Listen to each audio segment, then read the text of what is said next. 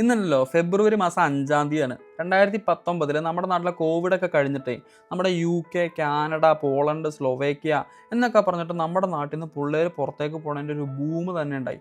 അന്ന് ഈ പിള്ളേർ ഇനി തിരിച്ചു വരില്ല, PR ഒക്കെ കിട്ടി അവിടെ പോയി സെറ്റ് ആവാൻ പോണാണ്, ഗൾഫ് കൺട്രീസിലേക്ക് പോയതുപോലെയല്ല എന്നൊക്കെ പറഞ്ഞിട്ട് ഭയങ്കര ചർച്ചയും കാര്യങ്ങളൊക്കെ നടക്കുന്ന സമയമാണ്. ഞാനപ്പോൾ കോളേജൊക്കെ കഴിഞ്ഞൊരു 3 വർഷം കഴിഞ്ഞ് കല്യാണം കഴിഞ്ഞിട്ട് നിൽക്കുവാണ്. കയ്യിലുള്ള ലോജിസ്റ്റിക്സിൻ്റെ സർട്ടിഫിക്കറ്റ് നാട്ടിലെ കുറച്ച് എക്സ്പീരിയൻസും വെച്ചിട്ട് ഗൾഫിൽ പോകാനായിട്ട്.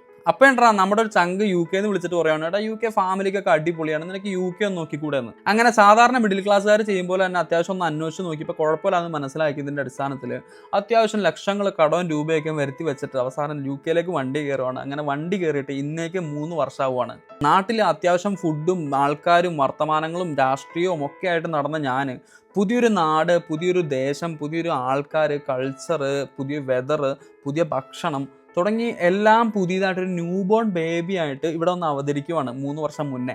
ലൈഫിലുണ്ടല്ലോ ഒരിക്കലും മറക്കാൻ പറ്റാത്ത കുറേ വർഷങ്ങളും സമയങ്ങളൊക്കെ ഉണ്ട്. അത് നമ്മൾ കൂടുതൽ പരിചയപ്പെടുമ്പോൾ നമുക്ക് മനസ്സിലാവും. പക്ഷെ അങ്ങനെയല്ല, ഈ കഴിഞ്ഞ 3 വർഷം എന്ന് വെച്ച് കഴിഞ്ഞാൽ ഭയങ്കര അടിപൊളിയാണ്. അത് ഒരിക്കലും ലൈഫിൽ മിസ് ചെയ്യൂല, മറക്കൂല എന്ന് 100% 100% ഷുവറായിട്ടുള്ള കുറേ വർഷങ്ങളാണ്. വ്യക്തിപരമായിട്ടുണ്ടല്ലോ ഈ രാജ്യം നല്ല കുറേ സൗഹൃദങ്ങളെയും കുറേ നല്ല സമയങ്ങളെയും ഒക്കെ തന്നു. അതുപോലെ തന്നെ ഉണ്ടല്ലോ ഏറ്റവും അറ്റ്മോസ്റ്റ് ഡാർക്ക് ടൈം എൻ്റെ ലൈഫിൽ തന്നെ ഈ രാജ്യം തന്നിട്ടുണ്ട് കേട്ടോ.